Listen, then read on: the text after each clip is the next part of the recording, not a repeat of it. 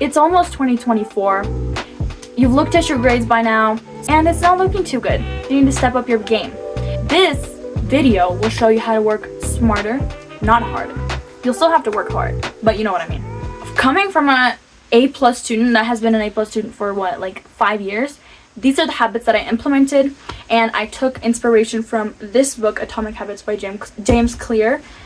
I am going to spill all my secrets because I want you to be a straight A student too. The first thing you're going to do is you're going to make your assignments more visible and your distractions invisible. What I mean by this is if you are studying and you don't need your phone, because your phone's a big distraction, take your phone in another room or turn it off. If you don't need your computer, if you're studying on your iPad or something, take your computer.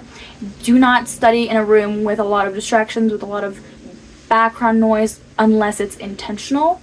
And I'm going to talk about more of that in the next chapters. If it is a smaller task, get it done the day it's given. If it's a paper, if it's a worksheet, if it's some like research, get it done the day it's given, because that is going to give you an earlier deadline. You're going to finish it faster. You're going to get it revised faster, and you're always going to be ahead of the game. Which leads me into my next point, which is set earlier deadlines for yourself, especially on big projects, on big group projects and whatnot. Set a deadline, usually 2 to 3 days earlier. If not like 1 day earlier, that's fine too.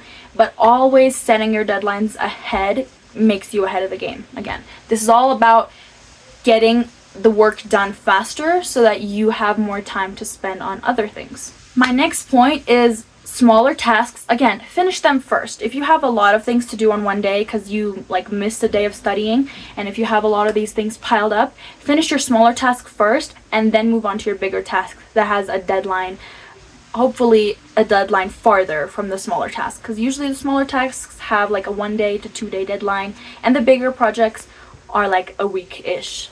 The next point is make a weekly schedule, and it's good if you have like a student planner. A planner is fine, but a student planner is actually absolutely amazing, and this helps you organize the homework that the day you were given it, and then you can write down the day that it's due, and you're going to write down the day that you're going to do it, which is hopefully the day you get it.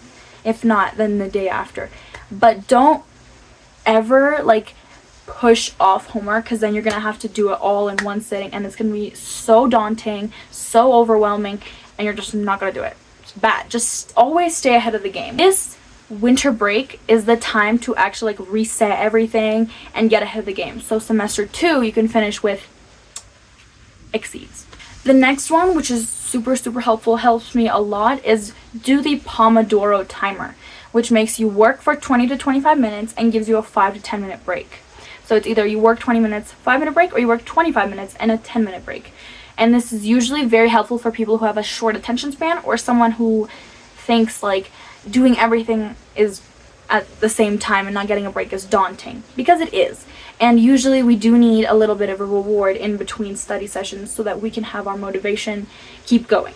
All right, tip number 7 is get instant gratification. Like the Pomodoro timer, you get an instant gratification right after your study. You either get yourself something to drink, or you get yourself something to eat, or you watch something, you scroll on Instagram, but make it short so that you can keep doing it.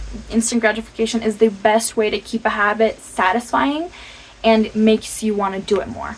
Tip number 8 is have a dedicated area to study, and it has to be clean, it has to be organized, and it has to be only for studying.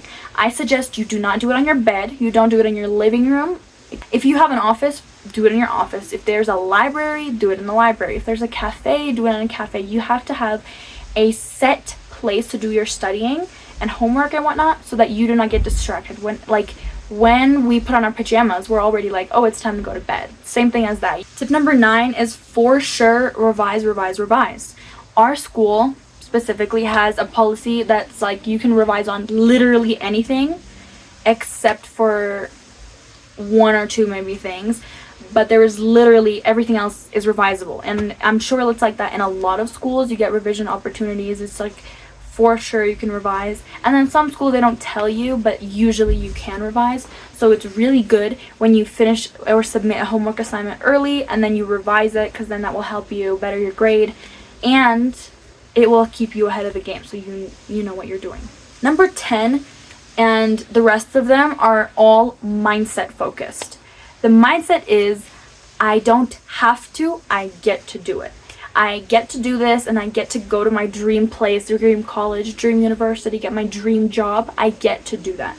I don't like to be that parent that's like, there's kids in Africa that can't go to school. Like, I'd hate to be that parent, but it's true. If you are getting education, make use of that, because you having knowledge is literally the biggest power someone could ever have. Knowledge is power, and you learn, the more you learn, the more you know, the more you can teach, and the more power you have. Next one is create a Pinterest board, a studying Pinterest board, an aesthetic Pinterest board that romanticizes studying, makes you want to romanticize it. This Pinterest board, it might take you 30 minutes to an hour max, but every time you get unmotivated to study, look at that Pinterest board, be like, I'm gonna be that girl, that it girl.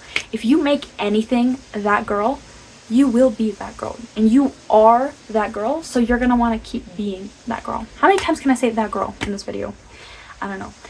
The next one going along with it is create ambient music in the background. If it helps you, or if you can't seem to romanticize it enough, add music in the background, some kind of classical music, very Rory Gilmore aesthetic music, and watch how you are so focused and how you are so willing to do all the work because you want to be that girl. I like to romanticize being like Rory Gilmore.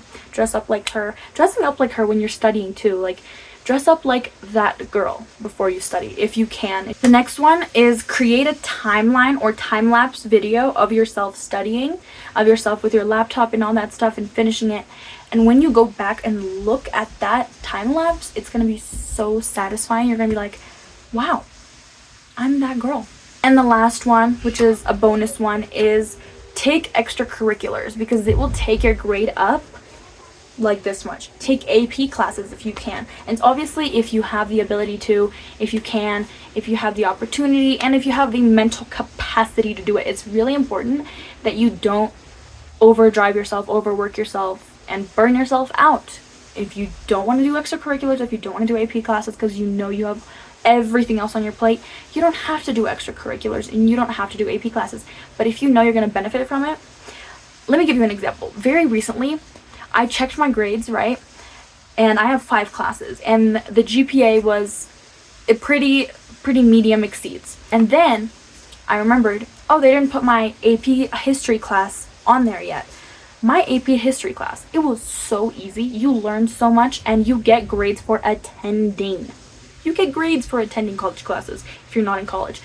And on that specific class, I had like a 4.5, so it's like you can get even more. And then when they added that into my GPA became a 4. 4 is like the highest you can get. So take extracurriculars or AP classes to higher your grade even more. That's it for you guys today.